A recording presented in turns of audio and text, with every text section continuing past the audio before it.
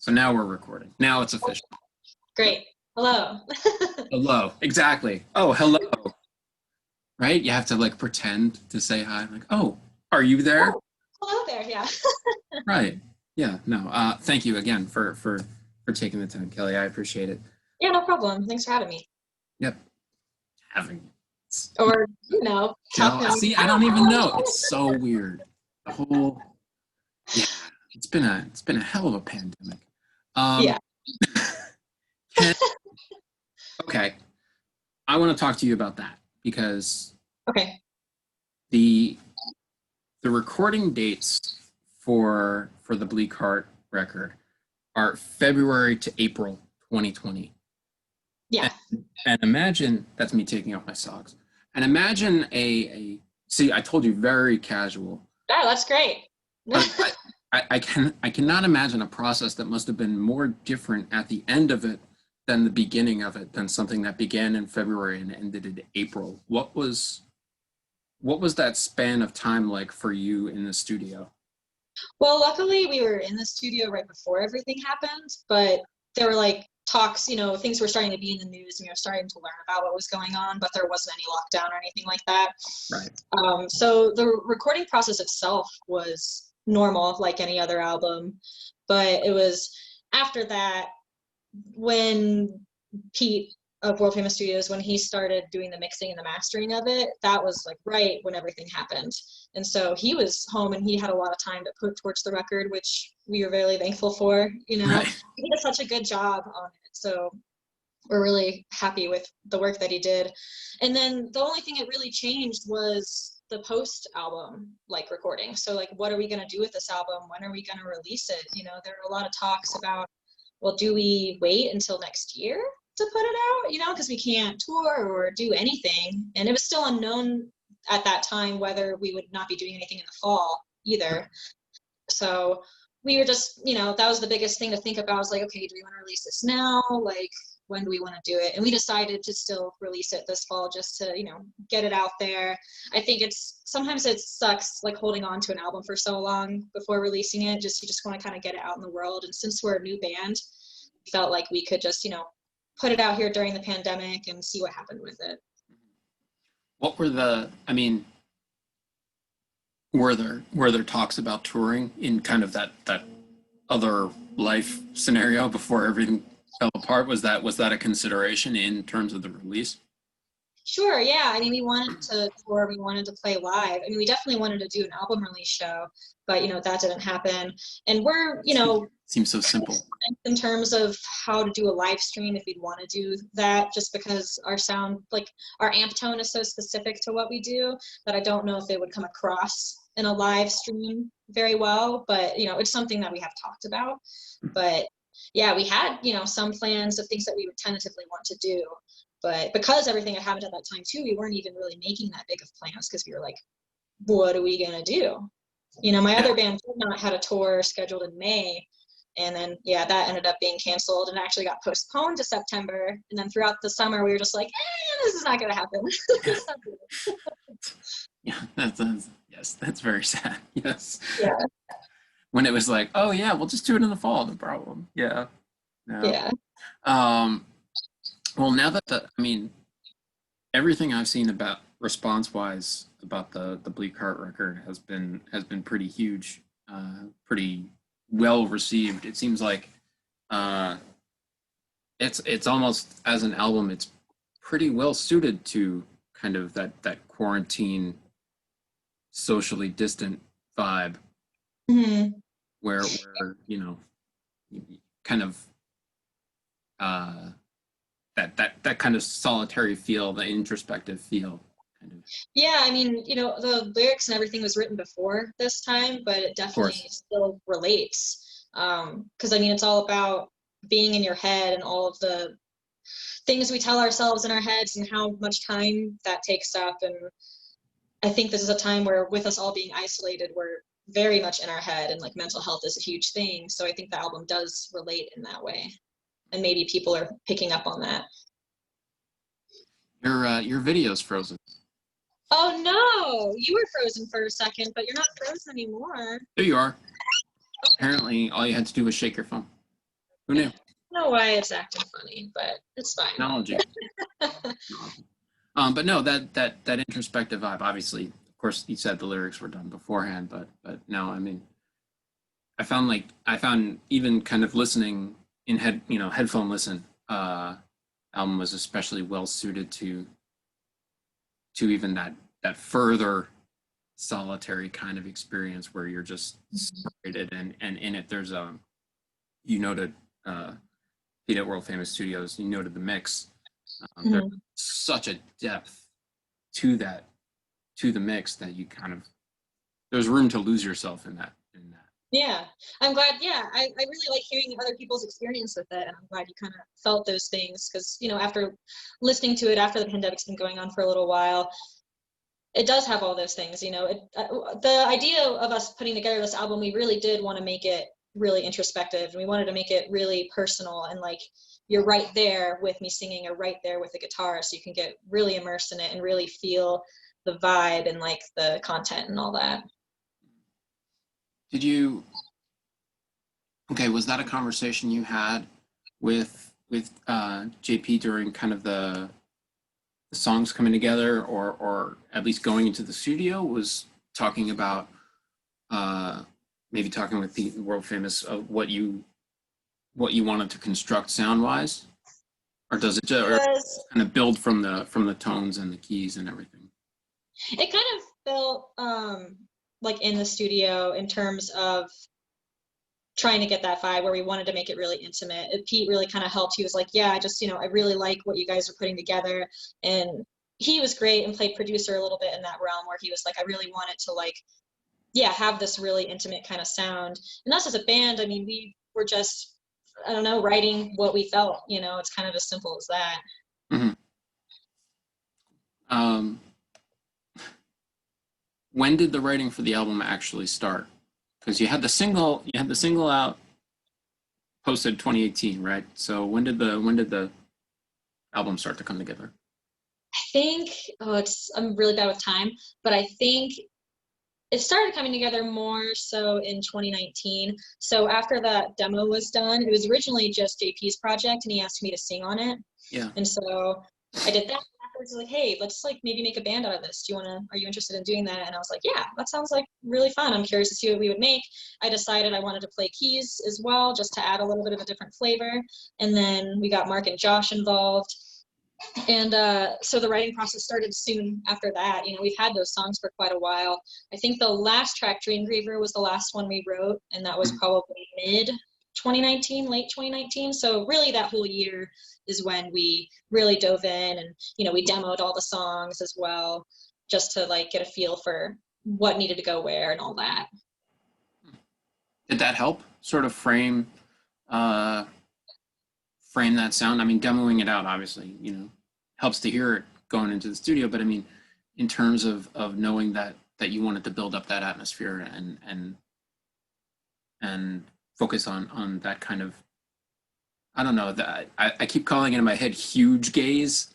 Right? I like that. It's like, because it's like this massive sound, but at the same time it's very slow and introspective. So it's, you know, did demoing it help you kind of frame that in your minds? Yeah, demoing definitely helps. I mean, it's something I want to do for the rest of the albums I ever create, because it just helps you hear how all the parts are working together, what notes maybe you didn't hear before that aren't working, etc. And with this band, I didn't want it to just be like a doom band, you know. I wanted to try like to make it something a little more unique. I mean, we all did. It's still definitely like in that category, you know, like it has the down tempo, slow, thick, heavy guitars and all that. But with the demoing process, it really helped me decide, okay, which keyboard sounds work, what sounds good here, and especially vocally too, like hearing where the vocal phrases go and trying to like plan that out. I think just demoing is just smart for like, I think any band that wants to go into the studio, because you figure a lot more out ahead of time, and then you're spending less time in the studio fixing parts, rearranging, etc. And there's still going to always be some of that in the studio. Like no matter how prepared I ever am to go into the studio, things always change, you know. And that's kind of the joy of it. Like I love being in the studio. It's my favorite. Was there anything specific you can think of that changed from kind of the demo to the final product? I definitely played things more simpler in the studio. I think once I got in, I like having that back and forth with Pete and the back and forth with the band members to be like, okay, hey, how did you think like this sounded here, or vocally, or whatever it may be, whatever instrument it is. I do have a specific memory where one of the Moog parts I play, which is just like the synth bass throughout the album, I was trying to do something that was a little more complicated, and then it just didn't sound right. So we made it simpler. And I think because, you know, you can demo it, but the tones are still going to always be different. So it's still going to feel different in the studio. So it's not like a perfect replication. So Right. being in the studio, still those things kind of changed. And Pete helped a lot with like vocal ideas. Like, you know, I wrote all the phrasing and whatnot, but he's really good at kind of guiding, be like, oh, you might not need to say that word for that long, you know, or don't hold it out that long, or like end this phrase here maybe. And we'll go back and forth. And when we agree, you know, it turns out great. That's, I mean, that's as you said, playing producer, right? That's what you want in that conversation. Right. Yeah. I've always been like, he's like, I think, perfect in producer wise, because I'm also a control freak about my music. And I mean, I'm sure a lot of people are. And so I like having a balance. Like, I don't necessarily want all of my parts written for me, Right. but I do want that back and forth because your idea might be better than what I thought of. So I think the collaboration is really important. And he's really good where, like, say you do try something, you try an idea he has, and say, you know, I didn't really like it. He's like, okay, cool. Yeah, that's totally fine. It's like, there's no attachment, and it's just a really nice and easy back and forth. You mentioned before the kind of decision to play keys uh, as kind of adding to the atmosphere. Can you talk a little bit about the keys as kind of, well, okay, uh, thinking about something that distinguishes the band, something that makes it, as you said, not just a doom band, but something a little bit more individual. Can you talk about the keys?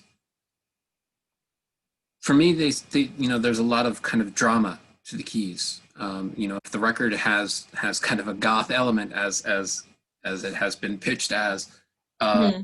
to me that kind of seems where it is in the piano lines. I'm thinking specifically in the second half of The Visitor, before the guitar eats everything.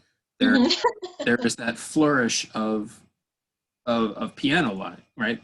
Um, can you talk about adding the keys to the riffs, playing keys off guitar, and sort of and off the kind of melody generally, where how you make something like that fit for you?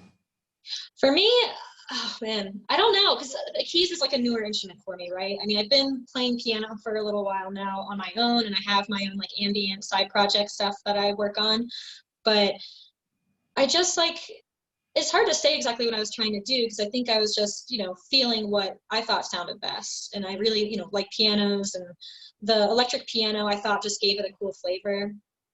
And I did really, with this band, want to keep things simple too. I didn't want to go over the top and play anything too melodic or too technical, because I just didn't think it fit. So I was really just trying to hear what the guitars were doing, what the drums were doing, and try to fit keys into that atmosphere. Like with The Visitor specifically, I just wanted to like have kind of a somber feel, and I thought the sparkliness of the piano gave it some ethereal vibe that Yeah. kind of changed the way the song would have sounded otherwise. So it really just, it's hard to say exactly like why I chose what. You know, a lot of it is usually feel, and probably stems from my influences subconsciously, you know. I think it's interesting too to hear you talk about not wanting to do too much, because I think that's something the album does really effectively. Actually, it finds this balance between absolute kind of consuming this wash of sound and a sort of underlying simplicity, right? Mhm. There's nothing too technical. There's nothing overly showy about it. Um, and it all kind of feeds into that central atmosphere, while at the same time, it's not that it's not complex, because it is Mhm. really complex, and certainly tonally complex, and arrangement wise, but there's a kind of effective simplicity to it as well. Mhm.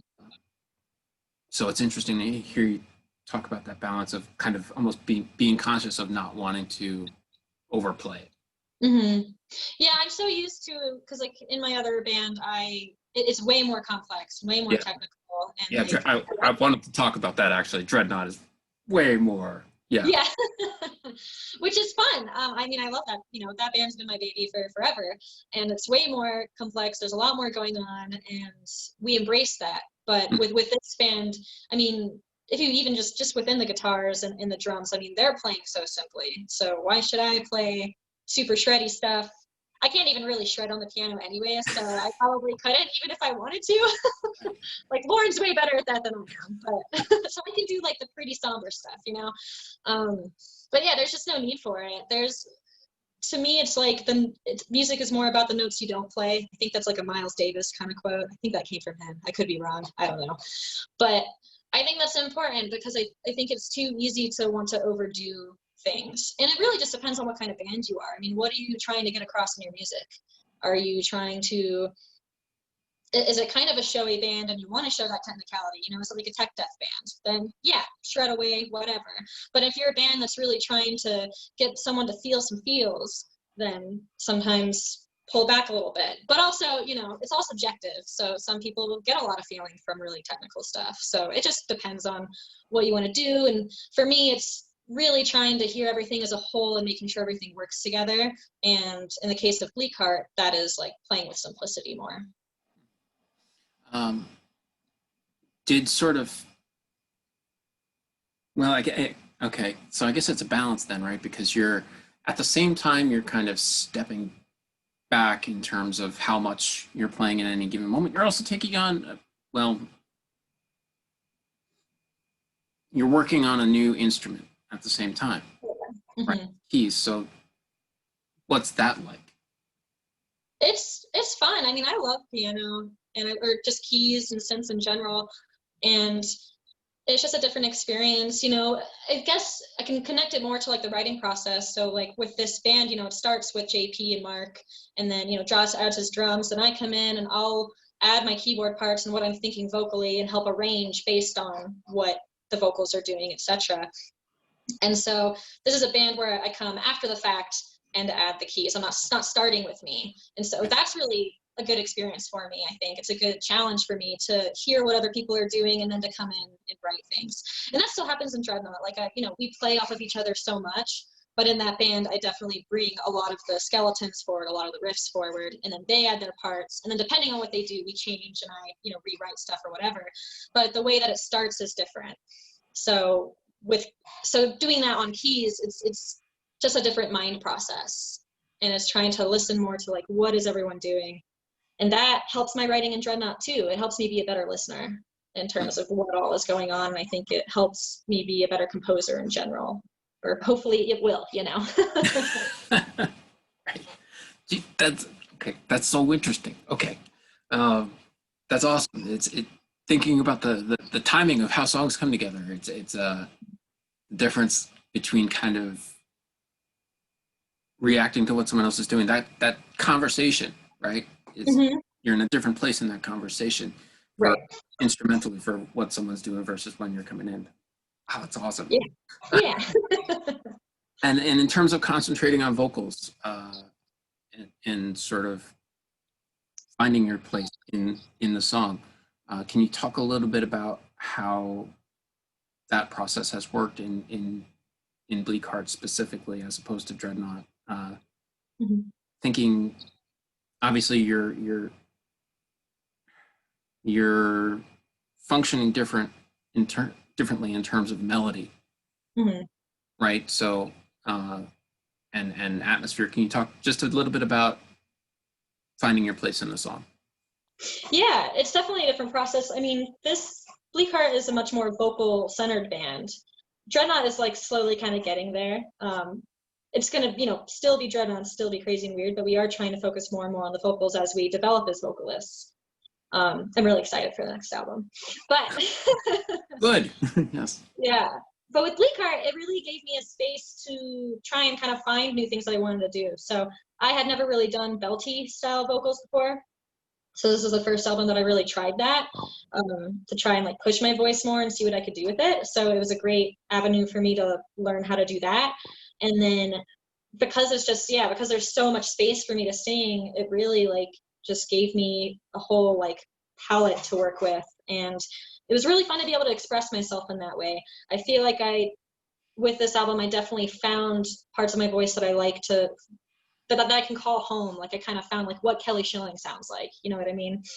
And that's going to continue to evolve, you know, as I'm practicing my more belty, loud style of singing. It's definitely starting to get a little bit different as I go forward. And it's just, BleakHeart's just been a great place for me to be able to find myself vocally a little bit more. Not that Dreadnought hasn't it all, but this is the latest thing I've done. So it's just, this is where I've grown at that point. And then lyrically, this band allowed me like a lot of freedom to try and write. And I've never really done a lot of lyrics before. Like I've written some for Dreadnought, but that's usually Lauren and Kevin's job. So this band, it was like the first time I really wrote about a lot of my inner thoughts. And it's like really new for me. So I'm like kind of shy about it, but like it was really exciting. It was cool to like be able to dive into the world of words because I haven't dove into it so intensely before. Diving into it kind of shy at the same time you're belting it out. Okay, perfect. Yeah. Where do you see, how do you see that process developing as BleakHeart moves forward? I mean, what do you hear on this record and think, I want to try this next time? Oh man. I don't know. It just depends on what the songs are going to sound like. So BleakHeart's already started writing a couple new songs, and I don't want to say too much about it, I guess. I mean, like they're still in a similar direction, but different elements. I think for me, I want to really focus on my more belty style voice and get that a little more fine-tuned. You know, everyone's their worst critic. So there are little things here and there on the album where I'm like, oh, I could have done that better. You know, that's just how it goes. So I really want to, you know, perfect isn't the right word because who's perfect, but getting it to sound a little bit better, a little more, yeah, just fine-tuned. I really want to just like be, not that I'm not confident, but even more confident in like that style of singing and like just get more tools into my toolbox that I can use. So I've been experimenting a lot, so I'm excited to see where it goes. But I don't know exactly where yet it is, you know. And you mentioned you're writing with Dreadnought. Yeah. Well, tell me about the next Dreadnought album, please. It's exciting. God, I think we're 3 songs into the new album, and yeah, I don't know what all I want to say about it yet, you know, but I'm excited about it. I mean, even talking about vocals, you know, I think there's going to be some even stronger vocal parts on it, and I don't know, I just love working with that band. I've been playing with Jordan and Kevin for 12 years now, Lauren for like 8 years, and it's just been great to see us all grow as musicians and how we flow. One thing I will say though, writing in quarantine has been weird. I believe you.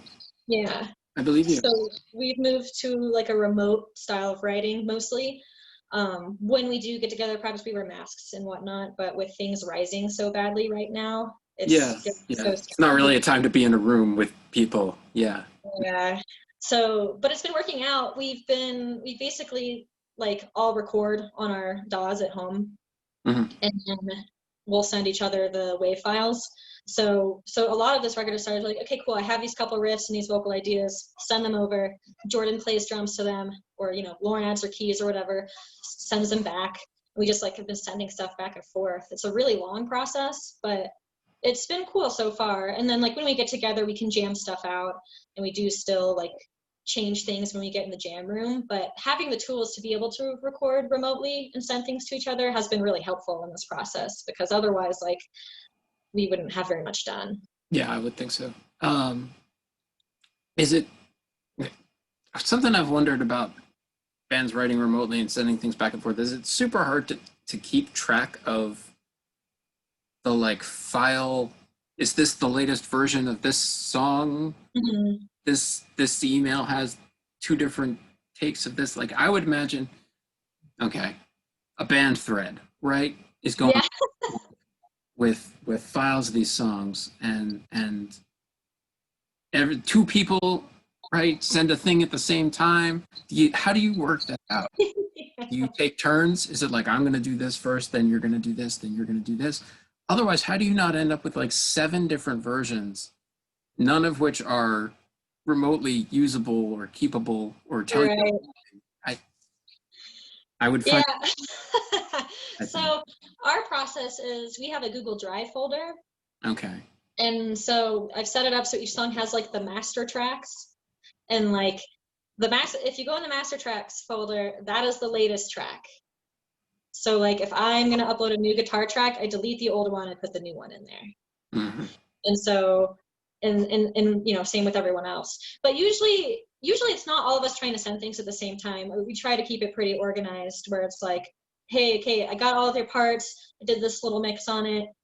I'm going to change this one thing, and then I'll upload it, you know, and then you guys tell me what you think.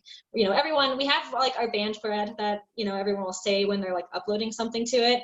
But we've gotten pretty organized about it. At first, you know, we're just like, how are we going to do this? Right, but, you have to, right? You have to set up a system. Yeah. No. And so far, yeah, the system's been working. There's one song that we just did a lot of editing on that I like basically took a bunch of parts and like reorganized and put them in various places. And now the click track is just like all screwed up. So we'll probably have to start over, which is fine. That's actually mostly how it's going to have to be done, is be like, okay, well, we have these versions, now go back and re-record everything so that like we have all the most recent parts and whatnot. So it's lengthy, it's a long process, but it is what it is. It's kind of like demoing already, you know, we're like demoing already without having the songs written. So it's like getting 2 things done at once, I guess. Yeah. It's a weird new kind of construction. I would think. Yeah.